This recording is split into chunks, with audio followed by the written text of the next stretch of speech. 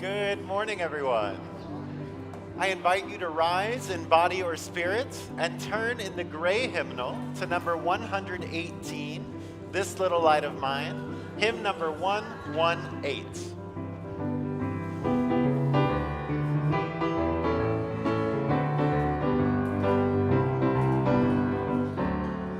This little light of mine,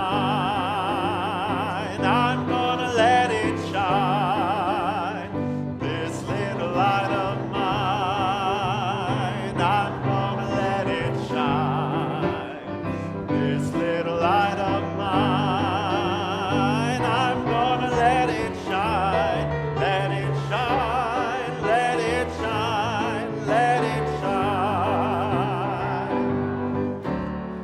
Everywhere I go, I'm gonna let it shine. Everywhere I go, I'm gonna let it shine. Everywhere I go, I'm gonna let it shine. Let it shine, let it shine, let it shine. Building up. Building up a world, I'm gonna let it shine. Building up a world, I'm gonna let it shine. Building up a world, I'm gonna let it shine. Let it shine, let it shine, let it shine. This little light of mine.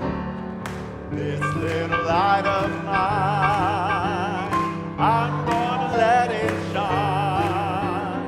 This little light of mine, I'm gonna let it shine. This little light of mine, I'm gonna let it shine. Let it shine, let it shine, let it shine.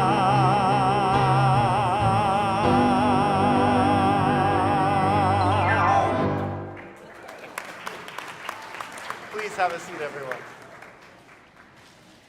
Good morning. What a rousing way to start the day. Thank you again to Allison on the piano and our sopranos over there holding it down. Dear friends and fellow adventurers, treasured guests and valued congregants, we are so glad that you've chosen to join us here today. Whether in the sanctuary or online, reviewing us in live stream, or at a later date, welcome. Whether it's your first time here or you've been attending so long you have a preferred place to sit in the sanctuary, we welcome you. It is also a special day here at UUAA as we are hosting Visitors Day. We are so thankful that you chose to be with us today. Join us for refreshments and conversation in the social hall after the service. If you're new to our congregation, please drop by the visitor welcome table right inside the doors of the social hall, which is immediately to the right as you exit the sanctuary. For those joining us on live stream, please introduce yourself in the chat so we can welcome you. And if you'd like, fill out the newcomer survey so we can connect with you at uaa.org/newcomer survey. I would also like to extend a loving welcome to our special guests from UU Drum, the diverse revolutionary UU Multicultural Ministries, which is our national Black, Indigenous, people of color organization, and they are part of our family here. And they are joining us virtually this Sunday. So please take a moment now and turn to wave at the camera to all our friends on the live stream. Hello. Today is also the end of the Jewish New Year celebration, Rosh Hashanah, the first of the Jewish High Holy Days in the year 5783. This is a time of families gathering, sharing food, and blowing the shofar. And we send our best wishes to our Jewish siblings who are reflecting and celebrating this weekend. I would also like to invite any congregant to please take a moment to consider doing a short video recording in the Jackson Chapel right after this service. we would like you to share one way that UUAA impacts you personally and one way you think it impacts the world around us. I know that there are many ways that this place has made a huge difference in my life, and I suspect that's true for many of us. This will help our stewardship campaign, which is kicking off in October. I'm also delighted to announce that this coming Friday will be Friday Fun Night, hosted right here at UUAA. Yes, on Friday, we're going to have assorted hot dogs, including vegan dogs, classic cookout sides, amazing desserts, and watermelon. Dinner and crafts starts at 6 o'clock in the social hall, followed by activities for adults and families at 7. Reverend Manish will host a viewing and discussion of the film Detroit. Yep. And Alexander the Magician will make a return visit to UUAA with a magic show and a magic trick lesson. So if you've ever wanted to learn prestidigitation, that's going to be your time. Please RSVP if you do plan to attend through the link in the weekly newsletter. Also, next Sunday, the 24th, after each service, there will be a social justice fair in the social hall.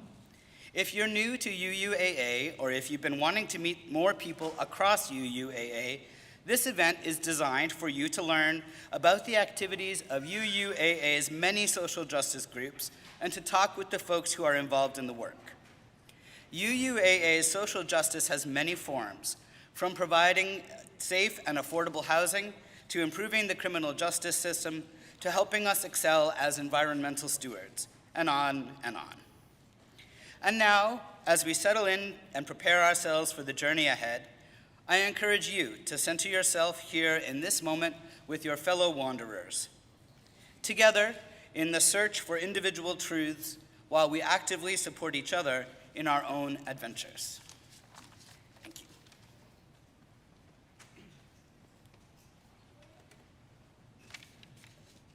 Hey, friends. Morning.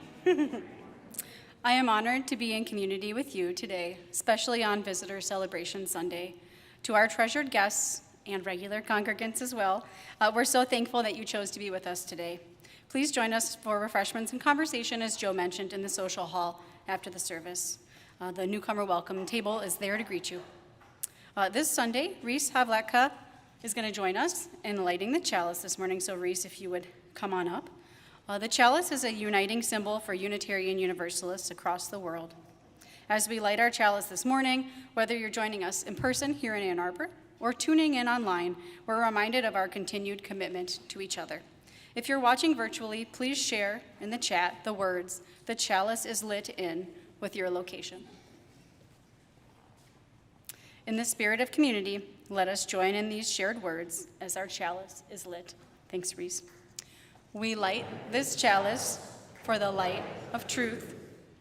We light this chalice for the warmth of love. We light this chalice for the energy of action. We light this chalice for the harmony of peace. Thanks so much, Reese. Appreciate it. Another way that we can center ourselves in commitment to each other is by speaking the words of our community's covenant, a shared agreement with each other. Please join me as we say the words of our covenant together. The spirit of this church is love, and service is its law. This is our covenant with each other, to dwell together in peace, to search for truth in love, and to help one another. Thank you.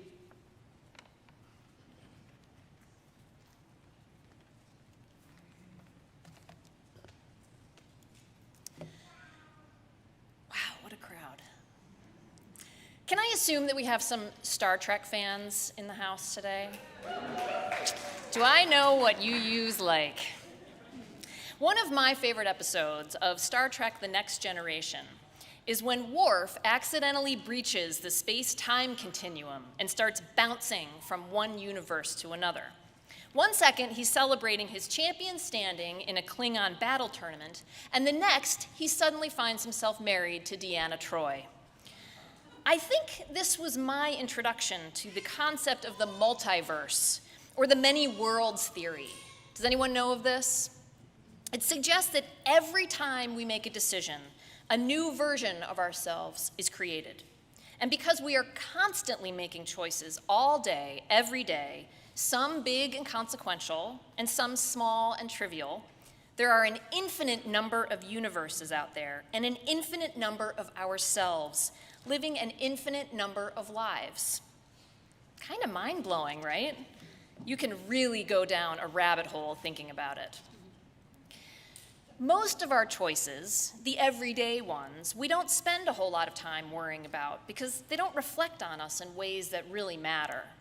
Chicken or beef tacos, walk or a bike ride, Marvel or DC, Star Trek or Star Wars.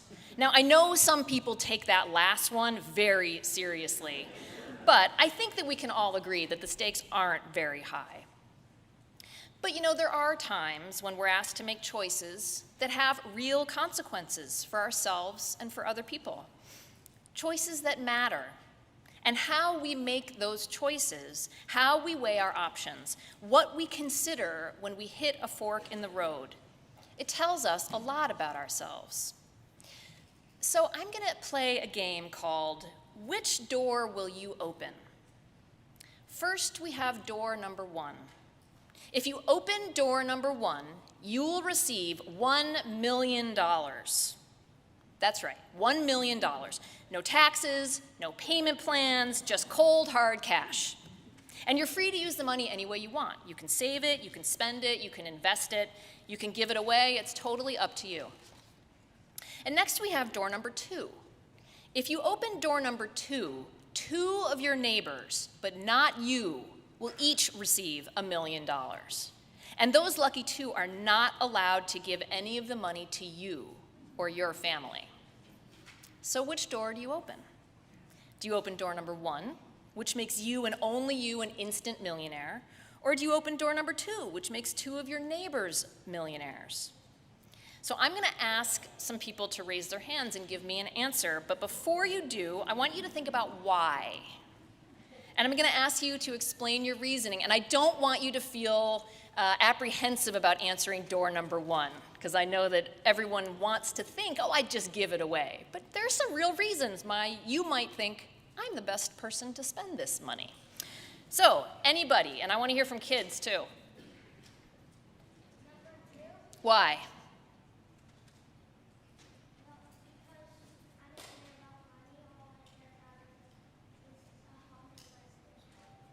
So number 2, because you don't care about money, but all you care about is a home to live in, and we already have one of those.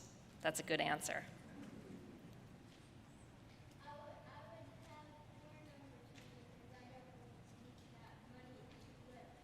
You would pick door number 2 because you don't really need that money to live. Very good.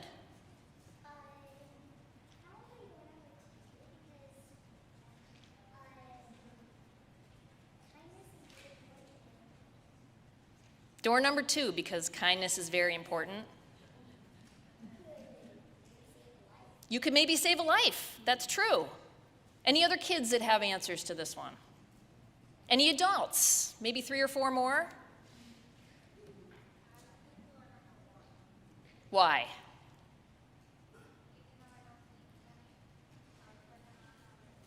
So you would pick door number 1 because you don't need the money, but you would make good decisions about what to do with that money, right? Good. Anybody else?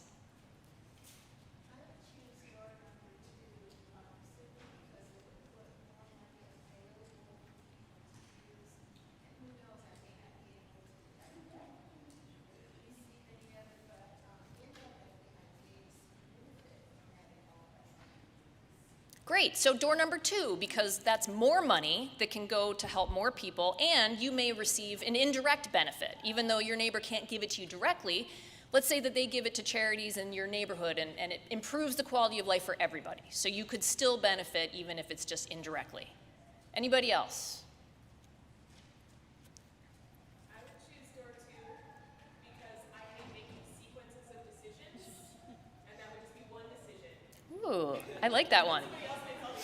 So door number 2, because you hate making decisions, and it would mean one decision, and then you outsource the rest of it to everybody else. I like that very much. I would love to door number 3 Door number 3, where everyone's gift is money. That sounds pretty good to me, too. Oh, choose one and split it with the neighbor. All right. Anybody else?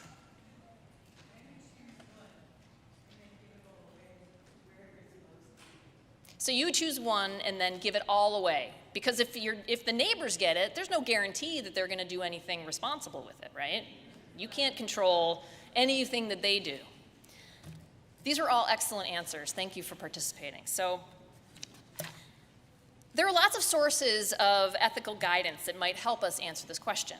One of them is something I find really interesting, utilitarianism, which is a philosophy that says that we should always do the thing that provides the most happiness for the largest number of people, or as Spock would say, the needs of the many outweigh the needs of the few. So if we act according to utilitarianism, which door would create the greatest impact for the greatest number of people? What do we think? Probably door number 2, based on the information that we have. What about the golden rule? Does anybody know what the golden, any of the kids, I'm asking the kids, do you know what the golden rule is? What do you think it is? Treat others how you want to be treated. Perfect, that was perfect. So what would the golden rule say about which door to open? What do you think? Maybe 2 again. So, well, that's true. Door number 3, I like where we all get the money. So maybe it kind of seems obvious that door number 2 is the right answer, but you know, there are lots of other ways to think about this decision. There's other considerations. Tending to our own needs and the needs of the people closest to us is also important. There are times when caring for ourselves will make us better people, more capable people, more compassionate people. And maybe you and your family really need the money. And maybe you have ideas, good ideas, about how to use $1 million to care for yourselves and your neighbors. Maybe you have connections that would get that money to the people that need it most, while your neighbors would spend it less responsibly. Now, of course, this is just a hypothetical. It's very unlikely that this scenario will actually happen in real life. But thought experiments like this are useful because they force us to consider how do we make choices about the things that do matter. And we make choices throughout our lives that have consequences, that affect the people around us, and that affect the world we live in. They can help us determine our values, what we care about, what we believe, and what we hold sacred. And all of these choices put together have led all of us here on this day. We choose to gather in community, to give of our time and energy, to offer our care and compassion, to work for peace and justice, and to center love over hate and fear. Perhaps there are infinite versions of each of us, following an infinite number of paths. But these versions of ourselves in this universe are here right now, on this path together. Let us continue to choose one another, to choose love, and to choose community. Now, before we move more deeply into today's service, I would like to offer a blessing for our spiritual growth and development volunteers and teachers and all the kids as our program begins again today. This blessing was written by Kathy Smith, Director of Family Ministries at the Unitarian Church of Baton Rouge. Faith is a lifelong journey walked by many generations, shaped by many things. Wisdom that deepens us, experiences that stretch us, mentors who share their insights and their questions, communities that center us, affirm us, and hold us in their care. This lifelong journey of faith, like so many other things in our amazing universe, forms an intricate spiral dance. As we teach, we learn. As we learn, we teach. Again and again, we revisit the wonderings that shape what we hold sacred. We evolve. We reform our spiritual selves. Today, we want to bless and honor all of those who are involved in religious education for children and teachers, children and youth, here at the UUAA. So those that will be teachers or advisors this year, please rise as you are willing and able. And for those of you doing this important work that are not with us in person, know that we are holding you in our hearts wherever you may be. Come on, I know some of you are in here.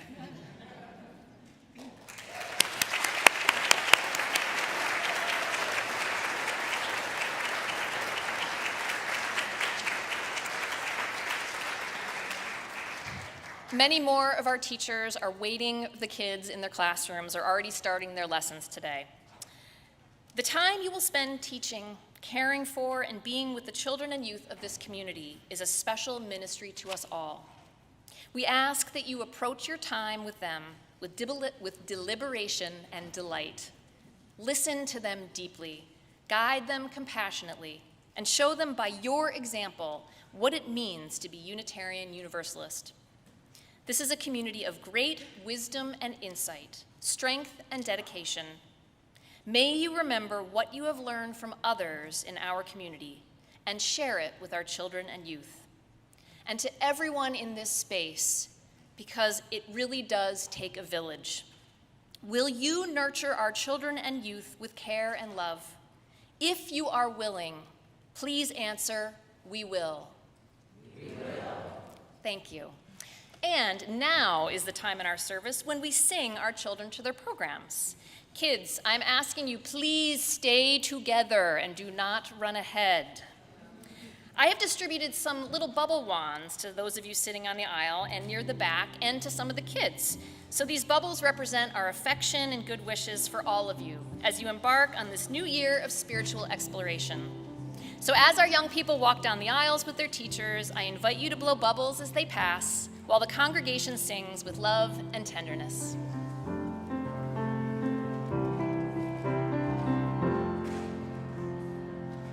Where you go, I will go, beloved. Where you go, I will go. Where you go, I will go, beloved. Where you go, I will go. For your people are my people. Your people are mine. Your people are my people. Your divine, my divine. Where you go, I will go, beloved. Where you go, I will go. Where you go, I will go, beloved.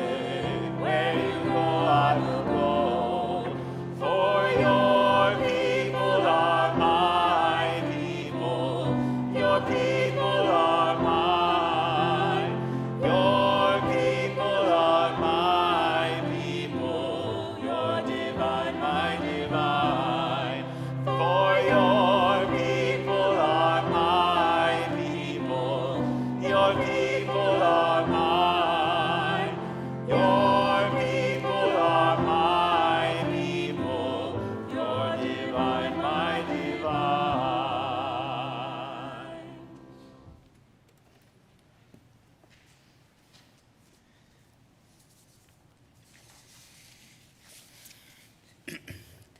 Once a month, our congregation makes a special connection with the social justice organization at UUAA, and we highlight their work in the community.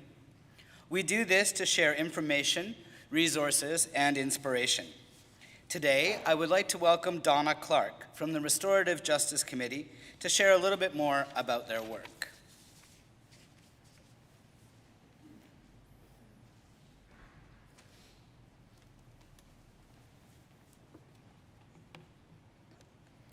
The restorative justice movement seeks healing, mitigation of harm, reconciliation where possible, and ultimately prevention to replace our outmoded dependence on punishment and incarceration.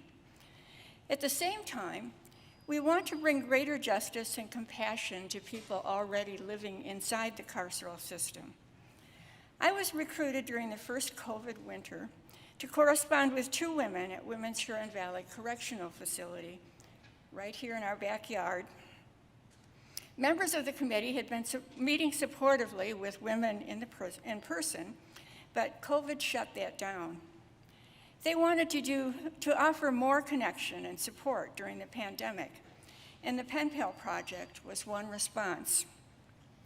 In the last year, the Restorative Justice Committee has presented multiple forums and organized 2 workshops on prison ministry. We have involved congregants in sending valentines and making 20 welcome baskets for returning citizens. Baskets filled with blankets constructed by our congregants and many other useful items, topped by inspiration stones painted by our youth. Now committee members are again volunteering inside the prison. We collaborate with multiple community groups, including American Friends Service Committee, whose current focus is to end Michigan's inordinately long sentences by assisting women as they develop compelling narratives for commutation, and by promoting legislation that would allow people with long sentences a chance for release, a second look by their sentencing judges. I began volunteering with AFSC last summer and collaborated with my friend and pandemic pen pal, April, on her commutation application, which was submitted in July. Here is her story in her words. My name is April Juarez, number 645205. I am incarcerated in the only prison for women in the state of Michigan, Women's Huron Valley. When I was 22 years old, I was engaged in a bar fight involving several other people, mainly men, and some of my family members. The fight escalated and ended up in the tragic death of an innocent bystander who was only 19 years old. I was sentenced to 20 years in prison for second-degree homicide. At that time in my life, fights happened. It was almost like normal behavior to see a fist fight in the club or even being involved in one. Only that night, when I left my 3 small children, ages 7, 1, and 2 months, I never thought I wouldn't be returning home to them. Freedom has a funny way of itself. I say that because I never realized that I was indeed free until I no longer wasn't. I'm now a 36-year-old woman, and I have served almost 14 years on that 20-year sentence. My children are now 21, 15, and 13. I was once told that there are 2 kinds of people in prison: the ones who only pass time and those who use time. I thought about what that really meant over and over. In my opinion, time is power, and it's up to you to use it by building yourself up and making it work for you, or you can just pass it. I have used my time here to understand and rehabilitate myself. I've grown from my mistakes by focusing on my growth and development. In that process, I learned what you tend to focus on expands. So I kept digging, working to gain insight of how and why I followed a path that led to such pain and destruction for so many. I learned how to overcome by unlearning certain behavior and thought patterns so that I could become a good woman, mother, daughter, sister, and friend. Life took a turn, and from there, my character kept building, making careful judgments, thinking before acting, and maintaining a positive mindset. I started to see that the more I focused on the good, the more good I created, not just for myself, but also for those around me. And with time, the good became so visible and evident to others that we, the women at Women's Huron Valley, started working together by forming workout groups, yoga and meditation sessions, book clubs, passing information along to one another, self-building, and developing outlets as whole. I also discovered on the journey to healing that God has a way of giving not just you peace, but even the people you hurt. Like the father of the person who died that night, who has reached out to me in forgiveness for taking the life of his daughter. And now, him and I have a bond. Today, I love myself, and I know that one choice does not define who I am. April is one of almost 200 women currently working toward commutation of their sentences. Please visit our table in the social hall to learn more, and stay for the forum at 1 o'clock. Enjoy a bite to eat and hear what Natalie Holbrook, director of AFSC Criminal Justice Project, and LaWanda Hollister, returning citizen and organizer at AFSC, have to say about their work and what you can do. No one is outside the circle of love.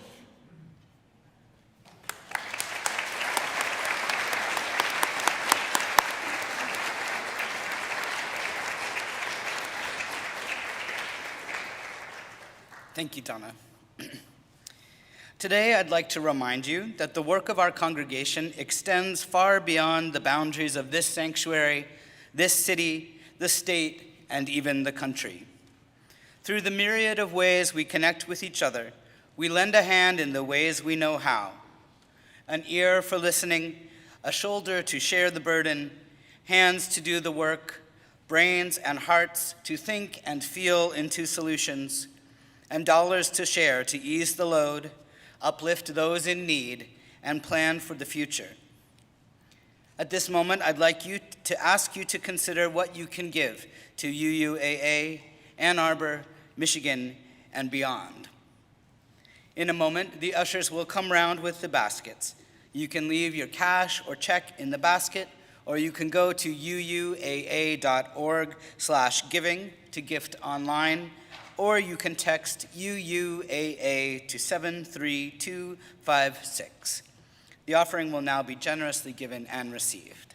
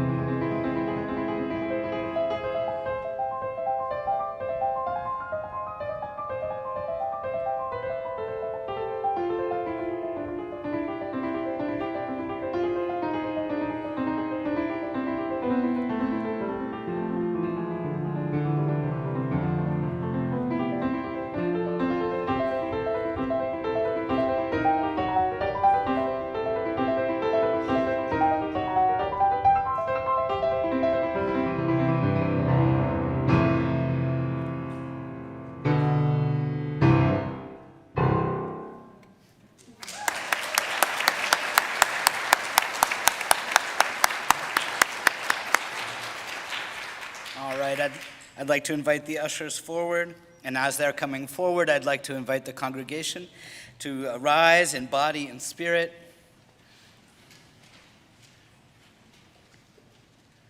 Together, we're going to join ourselves in saying these words of dedication.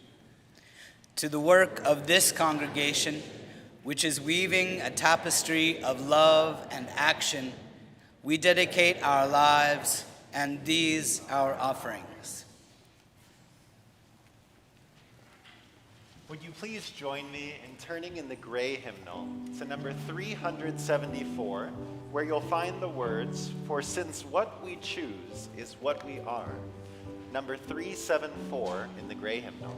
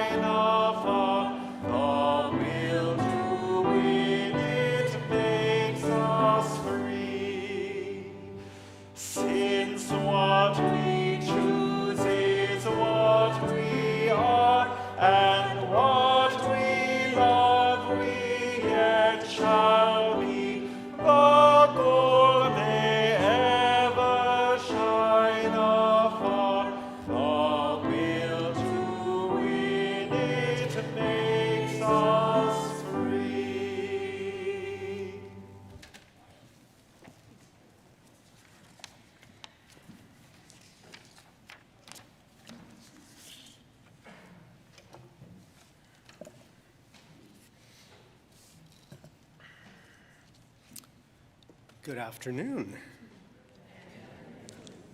What a joy it is to have visitors with us this morning, whether joining us virtually or here in person with us. We're really delighted. We appreciate the courage it takes to check out a new community and explore it.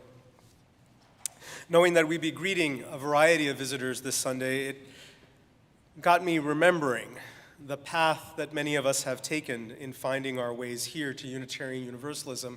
One of those common paths, I'm going to invite you to raise your hand. If you found your way to Unitarian Universalism via some other religious tradition that you experienced as restrictive or highly prescriptive, raise your hand. I'm certainly in that group. Very common way that many people have found their way to us. My version of that was growing up within the Hindu faith. Now, saying you grew up Hindu is the same as saying you grew up Christian. There are as many varieties and types of Hinduism as there are of Christianity, but my version within that, the type that I was raised in, was a fairly conservative kind, where on the basis of caste that you were born into, certain things were clearly defined in terms of vocations, professions that were acceptable and encouraged, understandings around how you would be married, who you would be married to when the time would come, and expectations around someday having children and having a family. For anything that was unclearly defined in some way, shape, or form, you also had access to a Hindu priest that had specialized in the science of Hindu astrology, and using star charts, any other questions that might arise could be clarified and advice given. Life in this type of framework is a living out of religiosity gained by virtue of birth into a particular time, place, culture, and context. In the field of religion or theology, this is often called orthopraxy, an emphasis on praxis as opposed to belief. And your adherence to the expected praxis, the expected practices, establish your fidelity to the religion, and in fact, the fact that you're living into your obligations to your family and culture. This is not dissimilar in the West to how we understand and observe folks who maybe have grown up in the Amish community or perhaps Mormon community. And you can expand from that a bit and also look at certain backgrounds where other backgrounds where culture and religion are so deeply entwined, so finely woven together, that it becomes hard to untease them, hard to separate them out. And so often we have folks who join us who grew up Jewish or grew up Catholic and still relate to aspects of Catholicism at a cultural level or aspects of Judaism at a cultural level, even though perhaps have moved away from either orthopraxy or orthodoxy. This stands in contrast to what we Unitarian Universalists understand about ourselves. In fact, I'd say it's about as far opposite as you could possibly get. So the type of background that I grew up with, imagine that on one hand, and Unitarian Universalism on the other. We Unitarian Universalists, we have core values, absolutely we do, that are grounded in a history of theology that has informed both our understanding of ethics and our long-standing approach to values and how we relate to the world around us. Within our context, that emphasis is on individual freedom, the exact opposite of prescribing to others how they should live their lives or what they should understand to be the purpose of their life. In fact, you can even say free will finds perhaps maximum expression in Unitarian Universalism. We have complete choice and agency in exploring and defining for ourselves what being human means to each and every one of us. That freedom, of course, takes place within the context of values and ethics and a rich and deep theological history. It takes time to understand those values and ethics and that theological history. So this is where I often will disagree with certain cultural assumptions about Unitarian Universalism. If you've ever seen The Simpsons and were a fan of the cartoon, they will periodically make fun of us Unitarian Universalists in that show, which leads to certain cultural memes such as that you can be you and believe and do anything, which is absolutely not true, because what that discounts and ignores is the rich cultural, theological history that we're a part of that informs both our values and ethics. We are guided by something. We are not devoid of a framework at all. And it takes time to understand that framework. And yet the freedom is real. The fact that I just said, free will may perhaps find maximum expression within Unitarian Universalism, that freedom is absolutely real. So much so that no single clergy person defines what Unitarian Universalism is for our congregants. We don't tell you what you should believe about what it means to be human or what you should be doing in your life. At our very best, by the way, we have no power to do that even if we tried, but at our very best, our role as clergy is to gently point out possibilities, possible directions and possible pathways for us as individual human beings or us as a community, things we might want to keep in mind as we continue exploring our own individual paths and as those paths come together in community. Any actual decisions about what it means to be human are completely left up to you individually. So much so that if you are in your early days of being a Unitarian Universalist, it can be a little bit confounding. I remember in my first month of attending a UU community, I made an appointment to meet the minister of the congregation. And I had to take time off from work and go to a different part of town to spend a little bit of time with him. I only had one question I wanted to explore. There was just one. It was a simple one. I said, "Minister, what is the nature of evil in Unitarian Universalism?" Those of you that are longtime UUs, you can imagine how this conversation went. So he just looks at me serenely and says, "Wow, well, what does evil mean to you?" It's like, "I don't know, that's why I'm asking you." Well, it seems like, you've attached some importance to this question. Well, yeah, I mean, doesn't it define, when bad things happen in the world or people are behaving poorly? There's a lot connected with that question. I'd be really curious. What does Unitarian Universalism have to say to that? Well, why do you think that question's important? And well, I think I just told you. And this went on and on and on, like an hour of this. I kid you not. I left feeling like I had been in a bad therapy session where nothing was accomplished of any meaning. And of course, those of us who are ongoing Unitarian Universalists, we understand that what that clergy person was trying to do was trying to help me get in touch with my own relationship to the question that I was asking, and he was trying to help me tap into the wisdom that I may have already possessed around that question, rather than simply handing me an answer, as some other faith traditions would have readily done. Which leads us to today's question. In the context of this immense freedom that Unitarian Universalism affords us, a freedom, by the way, I sat with, was moved by the presentation that Donna Clark led for us on restorative justice. And we heard from that inmate who said, you don't even realize the freedom that you have until it's taken away from you. And it's something to really remember. This freedom that we have found in Unitarian Universalism, it is precious, it is hard won. Our history shows us that. It matters that we have it. We shouldn't take it for granted. So in the context of that freedom, that is important, that matters, how do we know whether we're making good and healthy choices or not? How do we know?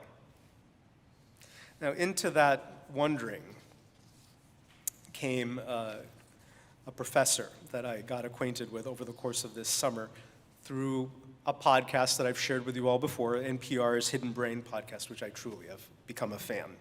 But she also has a book, and her name is Dr. Anna Lemke. I strongly recommend this. This has, without reservation, this is a fantastic resource. Dopamine Nation by Dr. Anna Lemke. She is Stanford's head of Stanford's addictions medicine program, and a specialist in the science of the neurotransmitter dopamine, hence the book, Dopamine Nation. And she presents us with an interesting dilemma related to evolutionary biology. Now think of, the hundreds of thousands of years that human beings have been around. For the vast majority of that human existence, pleasurable experiences have been rare. Now this is so outside our present day experience, I really want you to just sit with that for a moment. Pleasurable experiences were rare. Now, if you happen to find one ripe date on a date tree, you got to enjoy that one date and just really appreciate it, savor it. You might walk 3 miles to find another date tree.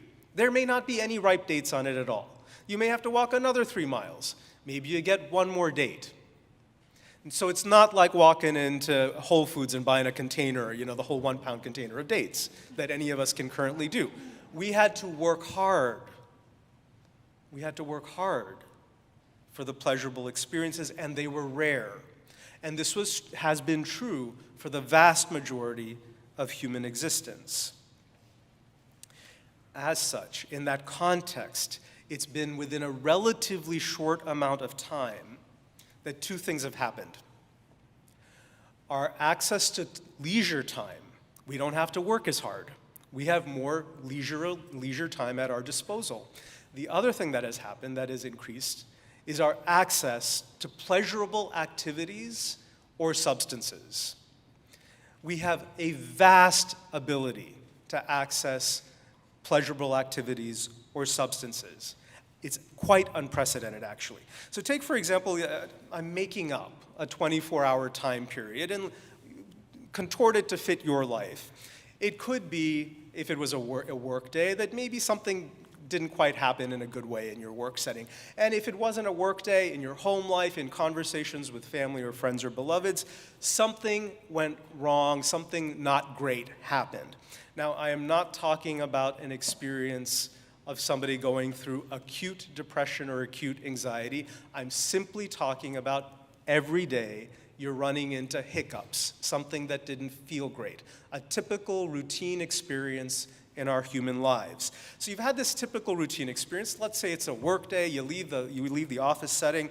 You know what, that kind of sucked that happened. I'm gonna go out to a nice happy hour and just shift the mental gears a little bit. Then after the little happy hour libation, you have choices about what you can do for dinner, If you're so suited, gourmet prepared meal with freshest ingredients prepared in an organic way, or if your body and your system finds it more comforting, the ratio of salt, sugar, fat, you could do a takeout meal, a fast food, Taco Bell, Burger King, whatever is that treat that would feel really great, you can do that. After that amazing dinner, whether it's the organic variety or the fast food variety, you could go out to live music. You could go out to live theater, a live comedy show on most nights of the week in where we live. And following that, when you get home, you can listen to streaming music from dozens and dozens of channels to entertain you.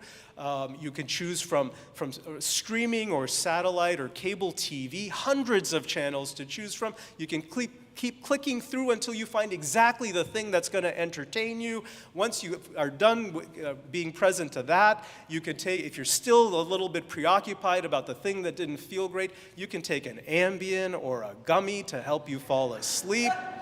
Hey, and then after that restful sleep, you can get up the next morning and have pancakes for breakfast. And if you're still feeling, because yesterday wasn't a great day, so you can take a little break in your work day or whatever else is going on. You can play solitaire for a little while. And then during lunch, you can watch TikTok videos or YouTube, how-tos and music videos and people doing the most ridiculous things on the planet, and you can make fun of them as you're watching it.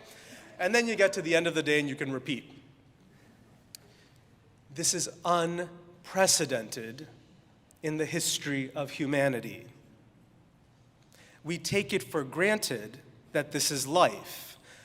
This is unprecedented in the history of the human species that we have this much leisure time and this much ready access to pleasure, pleasurable activities and pleasurable substances. Take that in for just a moment. And what's the problem with this? Now, Dr. Lemke's work points to a couple of things. And if you're in the field of medicine or psychology, you probably already know this, but this was new to me because I haven't studied any of this before. She invites us to think about the region of the brain. There's a region of the brain that processes both pleasure and pain. It's the same region. It is not different parts of the brain. And that she says to imagine that region is like a seesaw, like this, and one side is pleasure, so when we keep pressing pleasure, pleasure, pleasure, pleasure, pleasure, it dips like that. The other side is pain. And what the brain wants in that seesawing, it wants homeostasis. It wants to be level. It doesn't want too much pleasure. It doesn't want too much pain. The brain wants to be equal, even keeled. Now, what's interesting about this, by the way, for those who know the field of religion and theology, this is a fundamentally Buddhist notion, thousands of years old. Don't get attached to pain. I actually didn't understand this until I read Dr. Lemke's research, because I always had this beef with Buddhism. Why does Buddhism also say don't get attached to pleasure? What's wrong with pleasure? Well, Dr. Lemke explains it to us. Your brain can't actually handle too much pleasure. So in that 24-hour scenario that I gave you, where we have the ability to nonstop press pleasure as much as we want, here's what the brain does. It's too much, we're dipped like that. It will essentially, she gives a visual in her book of imagine gremlins jumping on the other side of the seesaw, trying to weight it down towards pain. Now, that is what happens. The chemical mechanism that occurs is not gremlins. It's that the brain just doesn't naturally produce dopamine. And in the absence of it naturally producing dopamine, because there are all these external activations that create a dopamine response, so natural dopamine is restricted, the feeling level is pain, that the brain is hitting pain really hard or discomfort really hard. So think of that. You've done something really amazing, really fun. It's not an uncommon experience. Some hours after that, you feel a little blah. I did this great thing. And then there's this little, you kind of settle into this, well, now what? What's next? We sometimes describe this, you feel a little bored, or you feel a little let down or deflated after the really high positive experience. Here's the next problem. We have become, Dr. Lemke points out, a discomfort-intolerant society. Highly so. So the moment we feel a little bit blah, because our brain's trying to find an equilibrium again, we've gone this to press pleasure way too much, we're now feeling a little blah, a little off, normal. That's actually normal for the brain. I didn't know that. I learned that. It's normal for the brain to make us feel a little blah in response. We don't like the blah feeling. We can just go back to pressing pleasure again. There's a couple of problems with that. One is we desensitize ourselves to everyday, natural, simple pleasures. The external pleasures that we can choose are so intense and so strong that the simpler things, somebody saying a kind word to us, a beautiful bird flying in our path, a moment with another person or a family member. These simpler pleasures, we become desensitized to them. We take them for granted. The other problem, in that intolerance of discomfort, we can become addicted to pressing the pleasure button over and over and over and over and over again. And it can be either substances or activities and behaviors. She goes on to note that pleasure in and of itself is not inherently bad, but it is our relationship to it that can be, particularly in a time when we have such unprecedented access to it. The choices we may be making on autopilot without even recognizing how our brains work, how they relate to those choices, may actually be hurting us rather than helping us.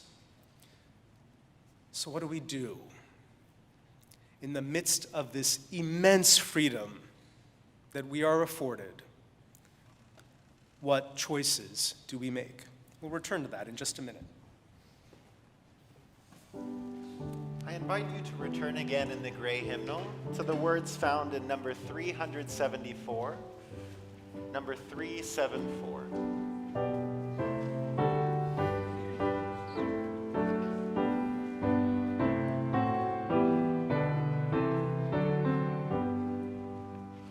Since what we choose is what we are, and what we love we yet shall be, the goal may ever shine afar. The will to win it makes us free.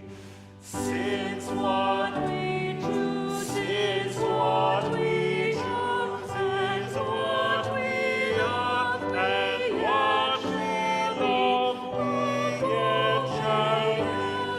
The goal may ever shine upon. The will to win it makes us true. Since what we choose is what we are, and what we love we yet shall be. The goal may ever shine upon. The will to win it makes us free.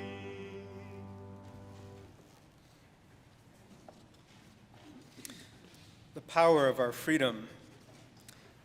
How do we live into it? We have an answer for that. There's an answer that can guide us and can hold us, an answer that is greater than any of us individually, an answer that we can even refer to as holding transcendence. And that answer is community. At the level of striving to live into our values and our ethics, we UUs know this, This is part of why we're here together. We recognize that we can be greater than any one of us can ever be alone. And I'm not speaking only or primarily to the work we can do in building justice in the wider world around us. Yes, that. But that choice that we make over and over again to be in community, I often use the metaphor of imagining rocks tumbling together, which is a rough process. And particularly in the time and age we're living in, the choice of community, choosing it over and over again, we recognize it's not always an easy choice. It can feel a little rough at times, the way rocks tumble against one another. But what happens when they tumble as they do? There's a polishing that happens. Each of us individually, with our own limitations, with our individual assumptions, with experiences, knowledge, whatever it might be, that leads to implicit biases, each and every one of us, filled with those limitations. And yet when we come together voluntarily in community, rubbing against one another, helping polish one another, we arrive at deeper and better understandings of how we might live into our humanity, how we might bring alive our ethics and our values. At the level of experiencing this unbounded, limitless access to pleasurable activities and substances, this era that we're living in, Dr. Lemke points out that community offers us something that those intense experiences of pleasure, those artificial or ephemeral experiences of pleasure cannot. How many times have any of us, think about this, you've probably experienced this as well. You've had that intense experience. It's wonderful.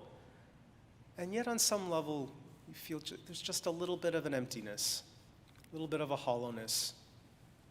You have an amazing experience, and yet something might be missing, and you recognize a little something is missing. Dr. Lemke points out that nothing replaces the innate joy and meaning that we find in relationship with one another, most especially in community. And it's a kind of joy and meaning that occurs when we are bringing our honest, real selves to the equation. When we are allowing ourselves to be fully seen in our imperfections and our foibles. And then the joy of it is that other people recognize it. Oh, you too, you're imperfect like me. That's okay. We all have stuff that we're not good at. Maybe I can love you and accept you if you'll love me and accept me. There's a meaning in that. It means something to us, more than pressing that ephemeral pleasure button over and over again, which we can do. Many of us do. And yet those moments of genuinely being recognized, seen, held, accepted, nothing replaces it. Nothing.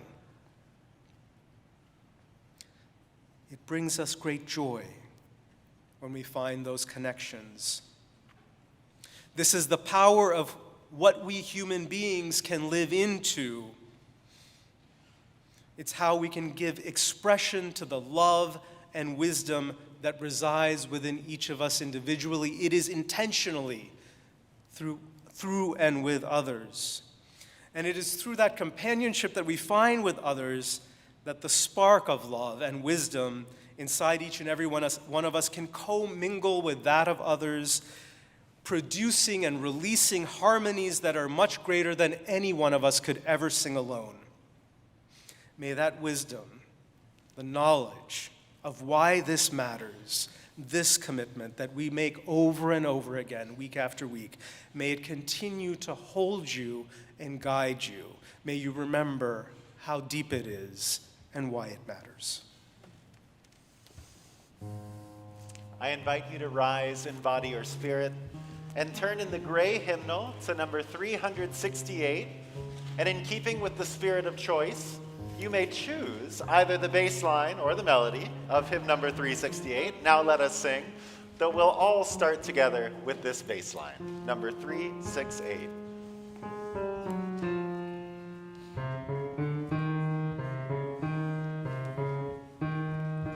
Now let us sing, sing, sing, sing. Now let us sing, sing, sing, sing. Lift up your voice, be not afraid.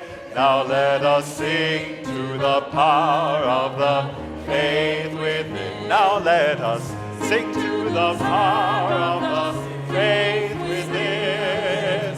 Sing to the power of the faith within. Lift up your voice, be not afraid. Sing to the power of the faith within. Now let us sing to the power of the hope within. Sing to the power of the hope within. Lift up your voice, be not afraid. Sing to the power of the hope within. Now let us sing to the power of the love within. Sing to the power of the love within.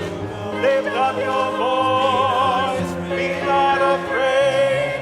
Sing to the power of the love within. Now let us sing to the power of the joy within. Sing to the power of the joy within.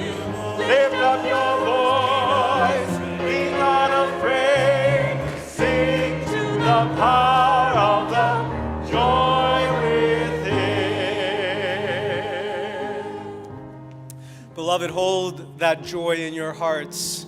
It's a reflection of this incredible freedom that Unitarian Universalism has gifted us, the choice we can make over and over again to be in community and explore these deeper sides of who we are and what it means to be human in these times. If you're new to us, we're glad you are here. You have found a good place. Keep coming back. We welcome you. And for those of you who are long-timers, we open up our hearts to help welcome in those who are exploring who and what we are, to share with them the gifts of community. Go forth in love, go forth in blessing until we are together again. Amen.